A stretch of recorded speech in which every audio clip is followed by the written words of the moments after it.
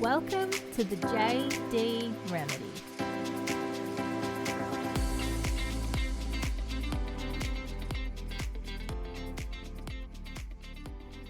Good morning, everybody. Well, I say that and it's 12:24 right now, but good morning to everybody that is currently tuning in. Thank you for coming back. Whew, my goodness, this coronavirus stuff, I tell you, it's been about a month, I think, since we have, been isolating and social distancing.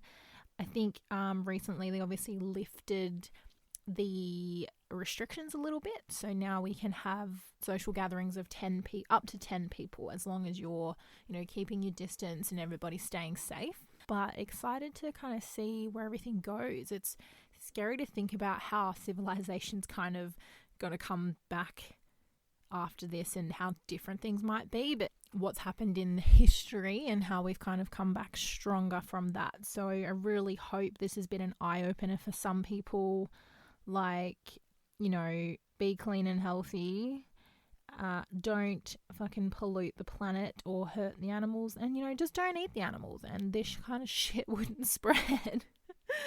If you can take one thing away from this virus, let's go with that.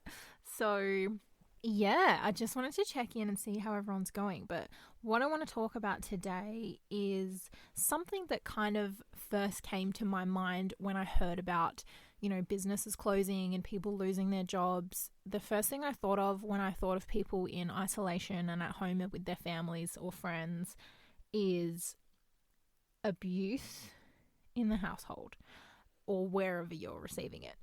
I know that might sound so weird to people, but I don't know why, but my first thought was those poor, women or men that are they're stuck at home with their abusers. Like, if someone's being abused and their only relief is when their partner goes to work for 8 hours or however many hours during the day, that's their relief, that's their sanctuary, that probably would have been taken away whilst they were at home. And add the added stress of money problems because they might have lost their job, or all they can do is sit at home and drink now because they have no work. I don't know why, but the first people I thought of was people that are at home in those kind of situations, and it was really sad. And I kind of want to talk about just abuse in general, but there are different types of abuse. Like, it's not always physical. I don't think one is more detrimental than the other by any means, but I think what I can talk about from experience as well is emotional and psychological abuse and the kind of long-lasting effects that can have on you. So we'll go into a few different topics surrounding that kind of abuse today.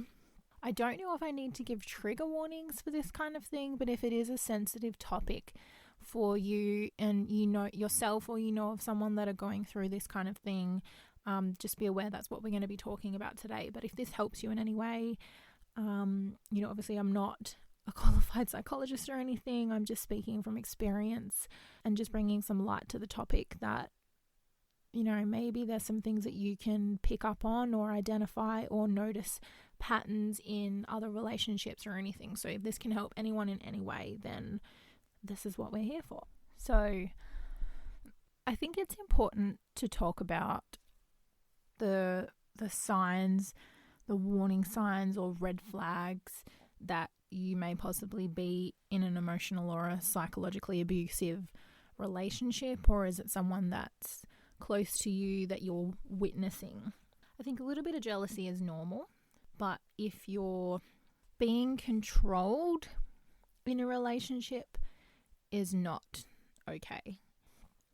But if it gets to the point of, your partner tells you what you are allowed to wear and what you're not allowed to wear, more or less, where you're allowed to go, who you're allowed to speak with, when you're allowed to talk, oh, my cats have come in. That's a regular thing. Come here, darling. Even to the point of how you walk.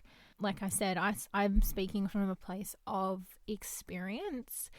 It's important to note that at the time I was in this relationship, I didn't know I was being manipulated or, emotionally abused. And it's so interesting because I think I'm really lucky to have patient and supporting and loving friends, because a lot of the friends, if not all of them, that I had when I was in that relationship are still with me today. One of them is actually my best friends. I know a lot of people lose family and friends from those relationships because when you're going through it, people on the outside can always see what's happening more so than the person that's in the relationship suffering through the abuse, because you're blindsided by the person, or you're in love at the time, or whatever it is. So the friends and family can more or less always see what's going on from the outside. And for me, I think I was just very lucky to have patient friends. I think the only times they would ever say, you should leave or you deserve better is when I came to them upset with something. It was never them being intrusive or nosy. Don't get me wrong, they still absolutely cared for me and were always there for me and always had my back. And again, every situation is different, but from my own experience, I think it kind of happened how it did because I learned some things myself and I was able to get myself through it and out of it, I suppose.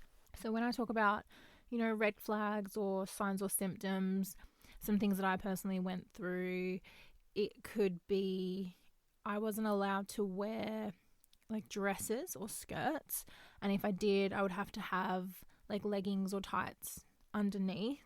That was just the thing. Like I remember we went to a party and I had like a pink dress on. It was super tight. And I had to wear jeans underneath the dress so it looked like a really long shirt. So like controlling in what you wear and like how you wear it and where you wear it kind of thing. Control and manipulation in the way that when we would walk down the street, I would have to look at the floor. Control and manipulation in when we would speak to people, like if we went to parties or anything like that, I would stand next to him, if not behind him, and look at the floor. And if someone would introduce themselves to me, like go to shake my hand or even acknowledge that I was standing there, and I smiled or said something back or shook their hand, it was immediately like, are you fucking cheating on me? Not like, obviously not in public. I'd get taken away and spoken to. That was the thing. Like, I don't know how much depth I'm going to go into here. This is actually the first time I've spoken about this. Like, I've had a lot of help dealing with this through my courses and with my coach and with my mentor.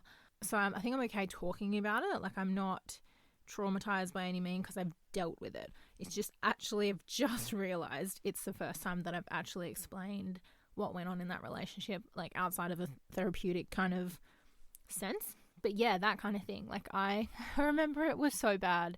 I personally, me and myself and I can laugh about it now because it's like you don't understand how fucking ridiculous it was until you're out of it. But I remember we went to the movies. This is when Sex and the City first came out. I think I can't remember if it's Sex and the City 1 or 2, when Samantha has that beach house and she's like sunbathing and her next door neighbor's like this hot European guy and he's like showering naked. And I have never seen the movie before, right? Because I was going to go see it in the movies. And I remember holding hands with my partner at the time. And when the movie shows the guy's penis, obviously everybody in the movie theater laughed. But my partner at the time like looked at me and like let go of my hand and like threw my hand.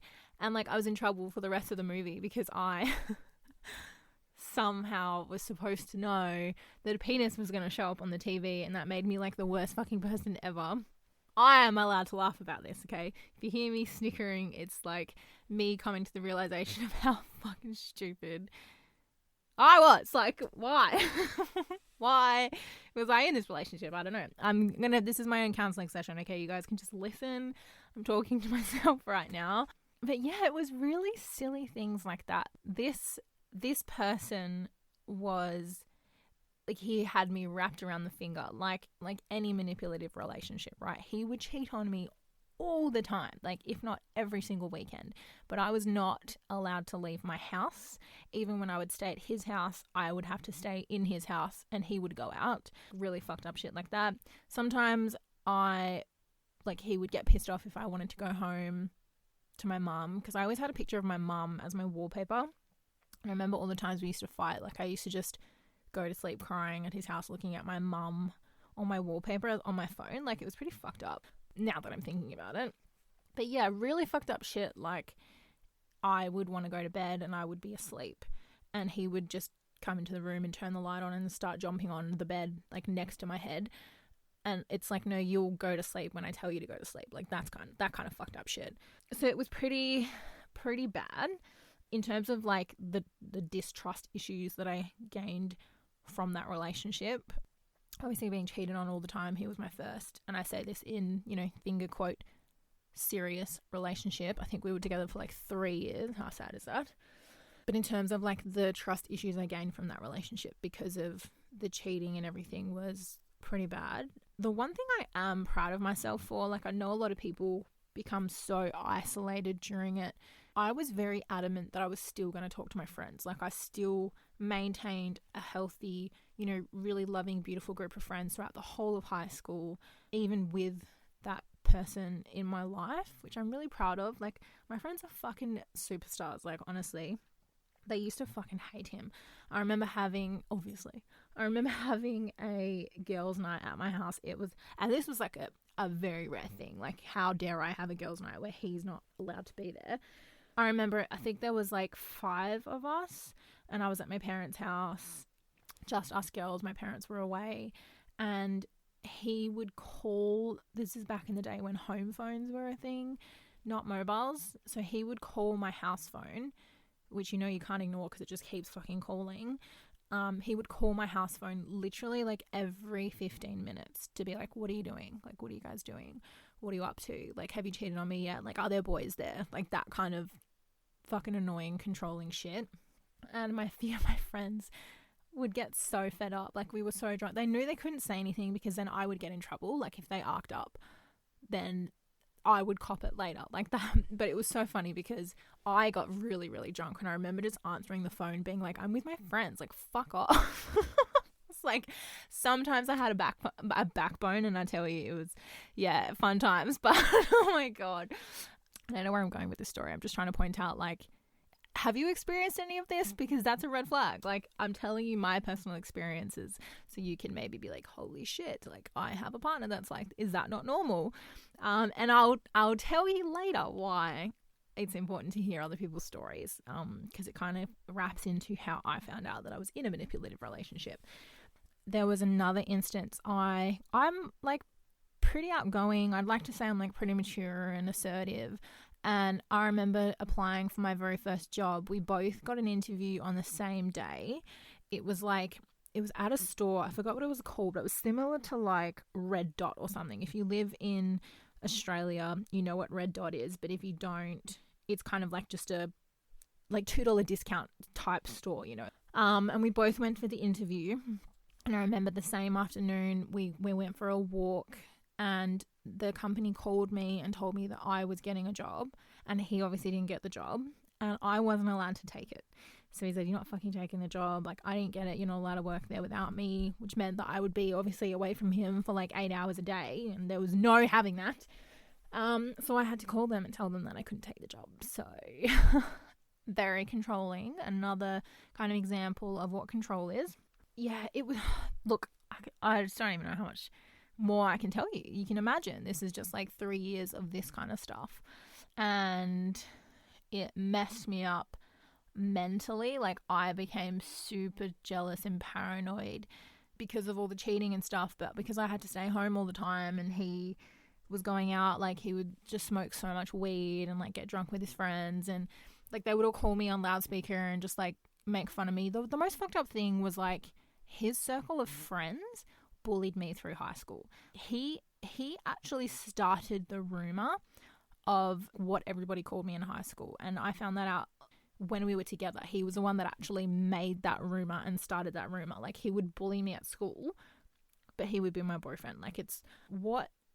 And I know a lot of people are like sitting here, which is a normal reaction to psychological abuse, right? It's why did you stay with him, or why were you with them? And I'll go through that in a bit. Another example of, control, if you don't have any privacy as well. Like, I remember being in high school, and I remember it would just be a whole bunch of girls, right? Like, my girl group at high school, every lunch I'd sit with them. But then there was just always my partner that would just like sit with us. He didn't necessarily say anything, but I just had to be watched all the time. There was no privacy, to the point where he would walk me to my class, and then somehow when my class finished, he would be standing at the door of my fucking classroom. Like, he would obviously just excuse himself early from his class, because we weren't in the same class, thank fuck. And I would literally have to be escorted from one class to another. How embarrassing. And I don't know, like, I can't remember what was going through my mind at the time, probably because I just fucking like blacked that shit out because it was so traumatizing. But I remember like the look on my teachers' faces, like, even to one point, like, I remember we were texting in class, and obviously so I wasn't texting him back because I didn't want to get my phone confiscated, and I actually enjoy learning, so I was trying to like learn in my class. And I remember I didn't text back for like ages. And he shows up outside of my classroom waving me down. And it's so embarrassing, right? Because the teacher can see it. The other students are like, you fucking dickhead boyfriend's there waving at you. And I just gave this look to the teacher, and she like nodded at me and was like, go on. Like, she knew. She fucking knew. We had a reputation of like this fucked up couple. I don't even want to say fucked up couple, because I'm not a fucked up person. It's like we had a reputation that we had this type of relationship, and he was that type of person, which sounds so fucked up now. Oh my God, like, I'm going through so much therapy right now. Anyway, it would literally just be like, I would go outside and I'd be like, what? Like, I'm in the middle of class, and he'd be like, you didn't fucking message me back. Like, what are you doing in there? What do you mean? What am I doing? Like, I'm at school, you retard. Like, that kind of shit. And that's like privacy, that's controlling, like literally escorting me from class to class is just disgusting. And I remember like I felt so bad for my friends, because I was always really good to talk to. Like, I pride myself on that. I really cared about my friends, and they always came to me for stuff, right? And I remember sitting at lunch once with my group of friends, and one of my friends came up to me and they're like, babe, can we go chat over there? Like, where no one can see us. I just really need to talk to you. Like, can we speak in private? And I don't know why, but my partner let me go. She said whatever she had to say. I comforted her, and then we're like, all good. Like, I won't tell anyone. It's all good. Like, got you back. And then we went and sat back down, like, where my partner was. And he's like, fucking tell me everything. I'm like, I can't tell you. Like, my friend just told me a secret, and she's upset. I'm not going to tell you her personal business. And he would like grab me, and we'd walk over to somewhere private, and he'd be like, fucking tell me everything she said. Were you guys speaking about me? Like, what were you guys talking about? Are you cheating on me? And blah, blah, blah. Like, honestly, the questions were so exhausting. But, 3 years. 3 years of the same shit. He would even abuse my friends sometimes. If they would stick up for me, or, try and get me to come over, or do anything that involved me having fun. He put so many people around me through so much hell, and manipulated so many people, including my family. Like, it was fucking traumatic, some of the shit that I went through and some people around me went through because of this relationship. Which brings me back to the question that I know a lot of people are like, well, why do you stay? In no particular order, there's definitely some things I want to cover. So that was signs or maybe experiences that you've had yourself or you've witnessed, just in terms of how someone can manipulate you, how someone is controlling, and just understand that controlling and manipulation and emotional and psychological abuse are not normal things in a relationship. Right? And I really want to talk about how I identified that and how I found out, because at the time that I was going through it, you're so blindsided by this person, right? Like, if I stayed for 3 years, some people stay for their whole fucking life. It's like, I don't think anyone, unless you've gone through it, will really ever understand. I think this is what's like fucked up about it, is that they're not a good person, you know that your relationship is far from good, like it's messed up, you're depressed, you're anxious, you're all the feelings that come with being in an emotionally abusive relationship, but you never ever want anyone to know what's going on, and you also don't want people to think badly of your partner. I think from my experience, and I'm trying to remember how I felt in those circumstances, but I think it's embarrassment. I don't think it's so much you're protecting them, because I don't, like, for some people it could be, and it could have been like a little bit like, this is my boyfriend though, like only I'm allowed to think certain things about him.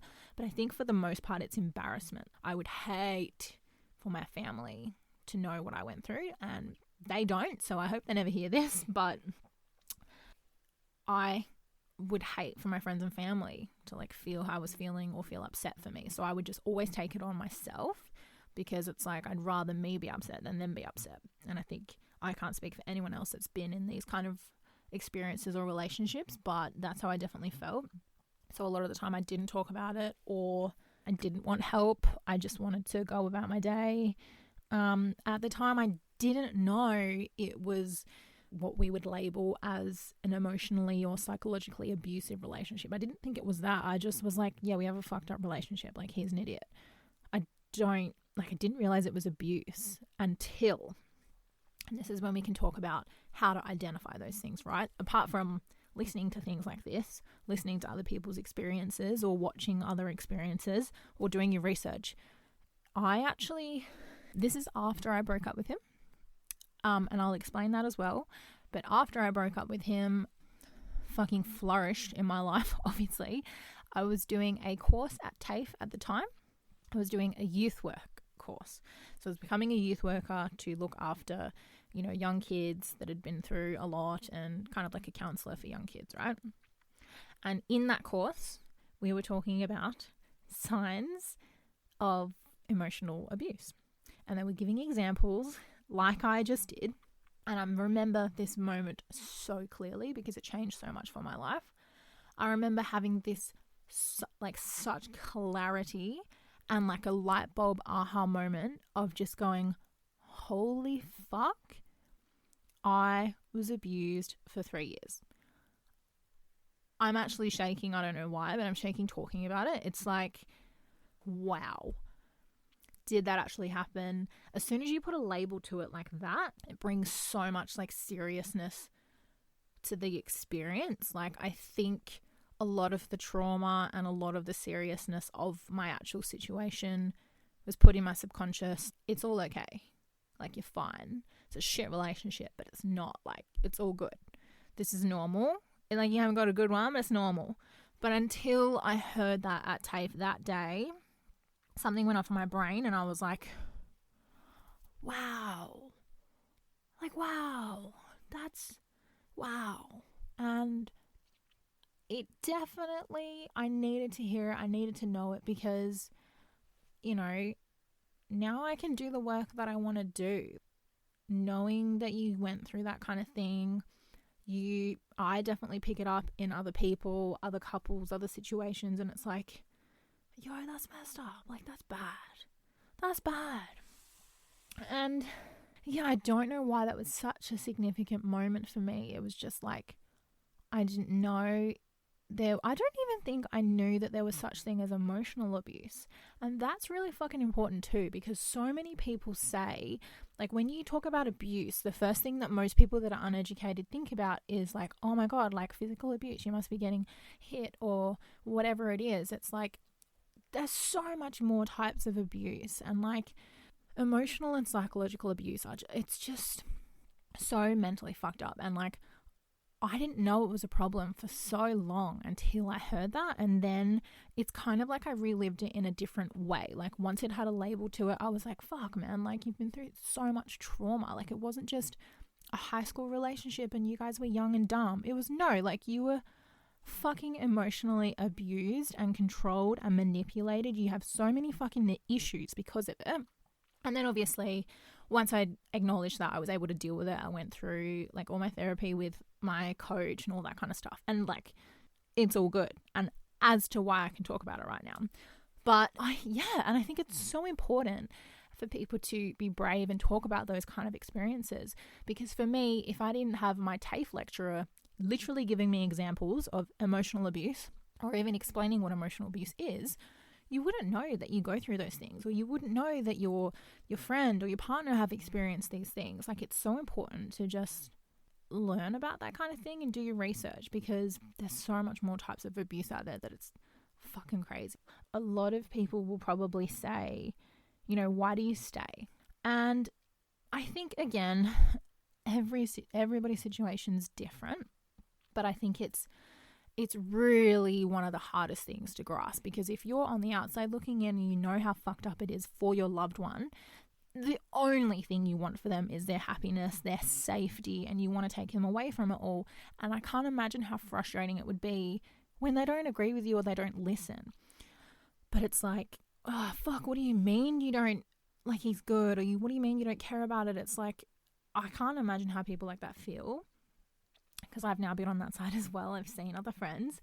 But when you're in that situation, again, it's the embarrassment or the protection, or there's like, what's that syndrome called? What's it called? Like is it Stockholm syndrome? Like when you care for your abuser or you care for your kidnapper or whatever it is. Like, it's a little bit of that as well. Like, that's why it's psychological abuse, because you don't fucking think straight when you're in that situation and you're not yourself and you're being manipulated. Like, look up the word manipulation, and that's what it is. Like, we're not able to make clear, distinctive, you know, protective decisions because we're so manipulated. It's like, oh, I don't know how else to explain it, but you literally just have to understand they're not in the right frame of mind. They're being manipulated. The best thing to do is, like, always just be there. Always just be there. Don't go anywhere, because that's what my friends did. And, you know, again, like, please, everybody's situation is going to be different depending on the severity of it as well. I can give you another example, actually, that I learned at TAFE. Good old TAFE. This is the best way for me to explain the severity of how people don't or can't leave sometimes. So we had a case study. It was actually a true story at TAFE for my youth work course. This woman and her kids had been physically abused for years. Like, her abuser was her husband in this situation, and yeah, just abused the absolute shit out of her physically, mentally, and to the point where the police were called and she was taken from her house in, like, protective custody. Like, they went and got her because she was so messed up and, like, scared for her life that they went and got her and the kids. Now she's sitting in the police station, safe, finally away from her abuser for years. He literally arrives at the police station, stands by the window where he can see her inside the police station, and kind of, like, ushers her to come outside with his hand, like, come on. And she gets up and leaves and goes with him. Now, you're thinking, like, what kind of person gets up from protective custody with police and walks outside and goes with her abuser of years who just tried to kill her? It's like, what must be going through their mind? In my head, it's like, how fucked up, how serious was her abuse and her manipulation that she, at snap of her fingers, just walks out and goes with her abuser? Like, how upsetting is that? And this is the same for so many people in abusive relationships. It's like, they're either just terrified that the repercussions of not doing what they say are just worse than their safety. Like, they'd rather just not be fucking safe than deal with the consequences later. And it's also like a trust thing, right? What if he kidnaps me from the police station? Or what if the police are in on it? You know, like, it goes into so much depth with abuse, but it's like, without actually working with anyone that's been abused, or my own experience or other people's experience not being to that stature, I can't really say much on the topic. But you can just imagine, like, the level of manipulation for someone to do that in that situation is just horrifying. And I'm glad that there's, you know, more awareness coming to it and people involved. I think the more people talk about it, the more we understand the signs of it and what to look out for and how to help. I think by talking about this today, is not by any means for attention. Like I said, I've never spoken about this story, and I can't believe the first time I am, other than therapy, is on a public podcast. But I'm not I'm not ashamed of my story anymore. Like I said, the more we talk about it, the more education and awareness we bring around the topic. I think the general conclusion of this is like the more we talk about it, or the more aware you are, the better able we are to help, I think. So yeah, crazy. Can't believe I just talked about that. Yeah, shit, my podcast got dark real quick, girlfriend. Yeah, you know what? I'm always going to be open and honest and raw with you guys. This is a safe place that we can talk about things like this. I just hope everybody out there in isolation is safe right now. I will put some links to some helplines in the description of this podcast. If you want to reach out to me or follow me, you can find me on YouTube and Instagram. It's just Jade Delpup. JaYdeDelpup. If you want to talk about anything, or you want to give me some ideas for some podcasts, let's be friends during isolation. But honestly, there is so much support out there. I'm thinking of everybody. Please give me some love for the podcast episode as well. You can leave me some love on Apple Podcasts, I think it's called. You can give a star rating or write a review. I don't think you can do that on Spotify. Step up your game, Spotify. But yeah, if you want to interact, I have YouTube and Instagram, so go for gold. But I really hope you enjoyed today's session and it wasn't too dark for you guys. Thank you again so much for tuning in. I'm really enjoying these podcasts. But yeah, any recommendations, let me know. But I'll speak to y'all soon. Bye.